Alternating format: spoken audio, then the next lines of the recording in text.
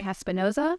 In the middle, head coach Heather Tarr. And to the far end, we have outfielder Madison Huskey. So we'll have Coach Tarr open it up and then have questions. Okay, well, thank you all for being here, and we're really excited to kick off the 2023 season. We're lucky to have a very veteran team this year, only graduating 2 players, inheriting our entire offense from last year, pretty much. So we're excited to see what the Madi Huskies and the Silent Rains of our world do as super senior leaders. Time questions. Just a broad way to get into it, but just what have you learned about this team? Kind of get through winter, obviously, just a group that's been together for a while, but how do you kind of keep raising the bar and what have been?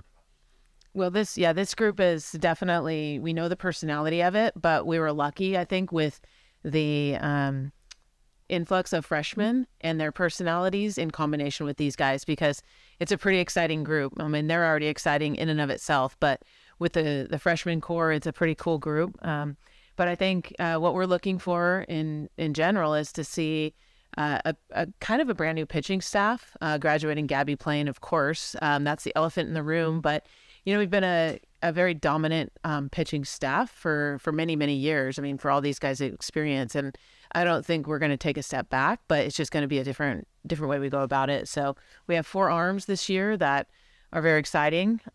But our veteran infield will be able to take the lead at times, and then again we have a veteran outfield too. Catching, we're new in a space with Sydney Stewart playing behind Olivia Johnson, who has had a year under her belt, but it's a pretty exciting group, and in a way I feel like it feels like a new group, even though there are so many returning older players on the team. Who are those 4 pitchers you're going to be leaning on? And is that it's a different, I mean, is that, I don't know, a strange feeling for you? I mean, you've had to say pads for that workhorse for so long, and that's such a big part of. Yeah, it is. Softball's definitely evolving in a way where there is so much video, so much scout film out there in the world that almost if you do have one of those targeted, one arms, you're almost at the mercy of that person's success. And we've been at the good mercy of those people's successes for a long time. For 2 years, we had 2 arms in Taryn Alvello and Gabby Plain. But this year, we're looking for development of the 4 pitchers. We do have 2 specifically really known in our program in Kelly Lynch and Brooke Nelson. They're in their 4th years with us, but for sure, looking forward to what Lindsay Lopez can bring to our program as a junior transfer with a ton of experience in the conference. Left-handed arm that has a little bit of a pitch balance that's we're growing and helping her grow, but certainly what she does come with a good off-speed pitch and the command she has is exciting to think about. And then freshman Ruby Malin, she has really developed since the time she committed to us a couple years ago, and she's got dominant characteristics in her, but definitely not a known, for sure we know this person's going to go and this is going to be our rotation, which is actually pretty exciting, especially when it comes to people, trying to scout us, look at us. We'll be able to come with multiple looks, 1 or 2 times through the order, have middle relief, and have a closer possible row. Is that just sort of the unknown of that, just the possibilities of giving the opportunities have. Yeah, I think it's good. Sometimes when you go in, you have you all the pressure on a Gabby Plain, and then what are we going to do behind her? Sometimes it's a challenge. So I think we're in a little bit of a different challenge where we don't quite know, but we do know it's hopeful and exciting. What does that veteran leadership look like from Brooke Nelson and Kelly Lynch, given it's a little more uncertain of a pitching rotation? Well, I think it's huge because we definitely know what both Kelly and Brooke can do in the game, in spots that they've played and in times that they've been pretty dominant for us. So just having them know how it goes, there's not a lot of mystery involved in their process. And then, as a 21, 22-year-old woman, you have a lot left in the game. Unfortunately, the college game and your career starts to end, but what those women can do as they grow and learn and can realize their last 1 or 2 years left, it's pretty exciting still. Looking at the position players, what would you expect from some of the rising stars last year, such as Riley Holtorf, Kinsey Fielder, who are now injured. Yeah, the sophomores this year, freshmen from last year, they got a lot of experience. It was kind of a mishmash last year where we knew we had a lot of depth in our infield, and so we used that depth and we used that to our favor, and it will advantage us this year with Riley and Kinsey both being able to be somewhat one-year veterans of our middle infield. Madi, for you in your 5th season, what are you looking to accomplish this year? I'm just looking forward to playing together. I wasn't really thinking about coming back last year, but I'm very grateful for the opportunity to continue my career and play alongside my teammates. What does the veteran leadership look like from you for some of these newer players? For me, it's kind of just being able to help out where I can. Balancing graduate school in this new era of COVID has been like a challenge for me, and I'm sure for a couple other 5th-year seniors, but, just showing up and giving what I can has been what it's been like for me. Heather, how do you feel the conference stacks up this year, and what are you looking from these TMBs this year? Yeah, I think the conference is as strong as ever. You look at UCLA, they're very dominant. They've gained a lot in their recruitment and some transfers. So we look to them as a team that's very good. Of course, there's some teams last year that had some good finishes to the year, and I hate to exclude any, but you look at Arizona going to the World Series, Oregon State going to the World Series, also too, Utah had a good finish, Stanford, you can't sleep on Stanford, they only get better this year. So with our team, with these two specifically, and our other super seniors that are with our group, we're looking to realize their leadership, their veteranship.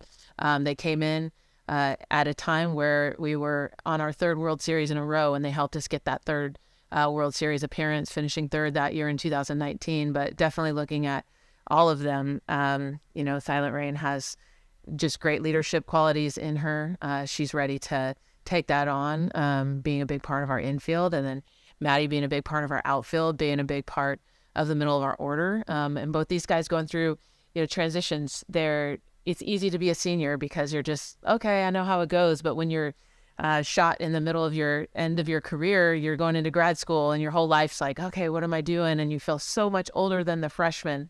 It's a challenging position to lead, but what an advantage where you can like push pause on your life and be able to take advantage of this last year in your academics and your athletics. So what does that mean to you, be able to enter back for one more year? How do you kind of approach that with this?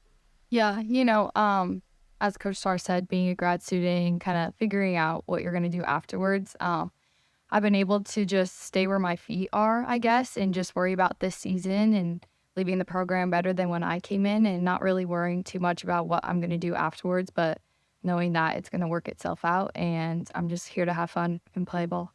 Were you at Jodio last season end? Was this the expectation? Were you right? What was that decision already made, or what was that process like? And what was a typical one, I guess?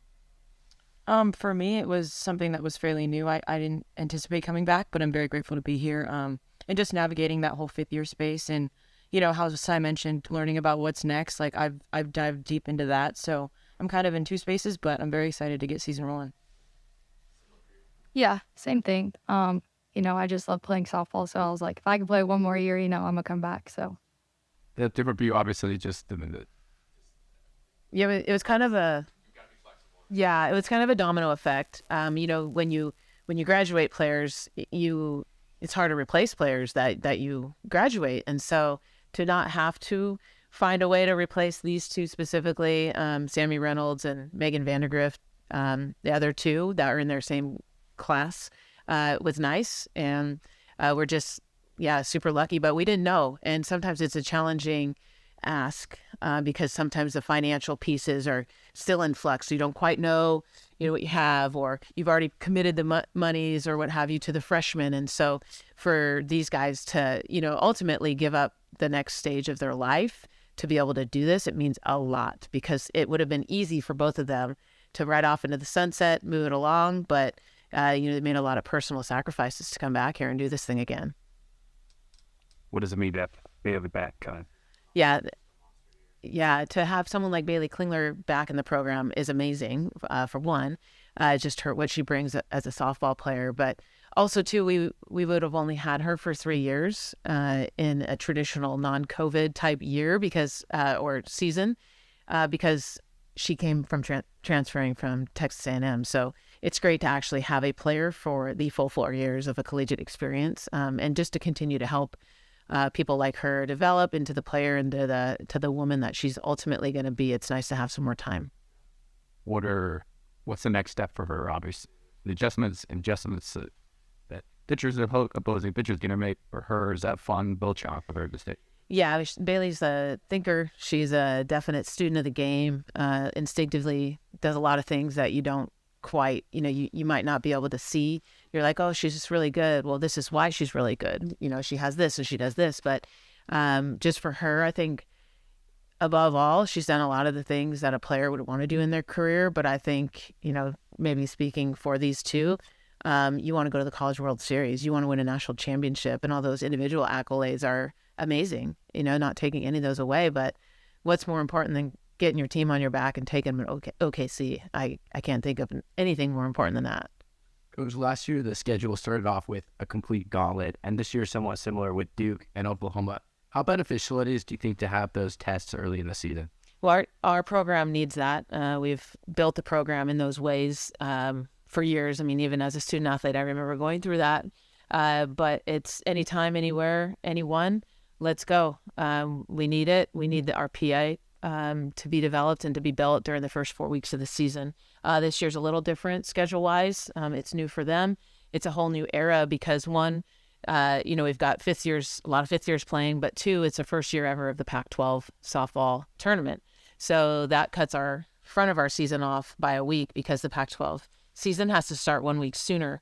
So we actually limit our opportunities to play outside of conference by 1 week. Normally we have 5 weeks to figure out how we're going to parlay that, but it is a gauntlet.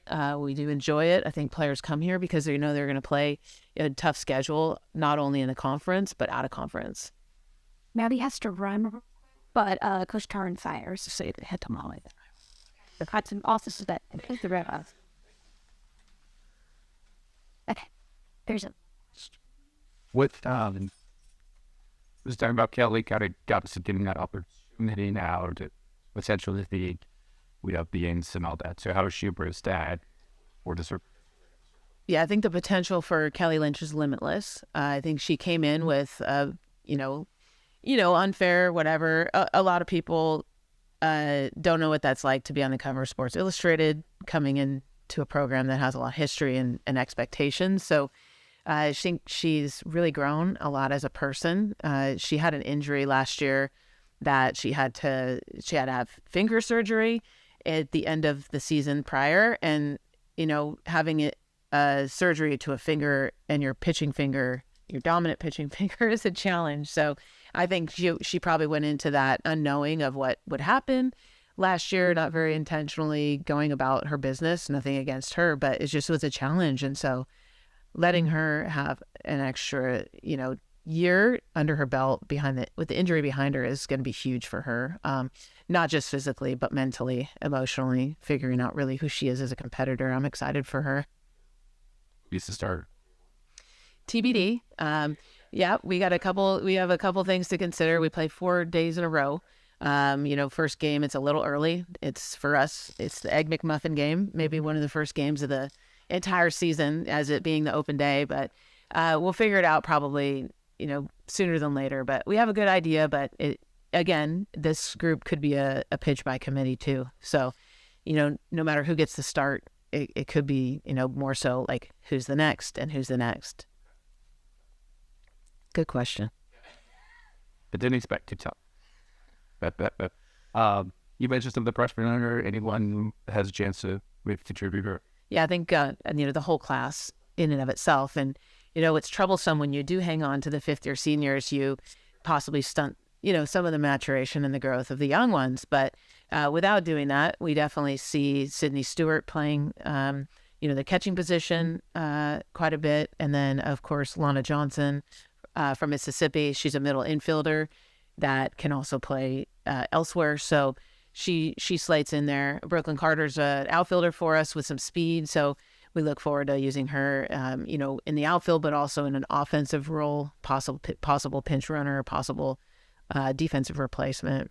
And then Ruby Malin, of course, in the circle. Any other questions? Mention it before we get. Is that, I mean, except the step you want those challenges early on too. Just that barometer, the history of it. Yeah. Oh, I think it's the best thing for this team because, especially for the incoming players and then the seniors leading them, of course, what do you see the first weekend? You see nobody but that team. But that's not how we compete. And it's perfect for us because we get to work that process of one pitch at a time. Everybody in our circle, right outside our circle, is thinking, oh, this is the game. It's not the game. The game is the game we play. And it's such a great opportunity to be able to be down there in Southern California where the majority of our gals are from. And, to be in some of those marquee moments, and, we don't take those opportunities lightly, but it's just a game and we have to treat it as such.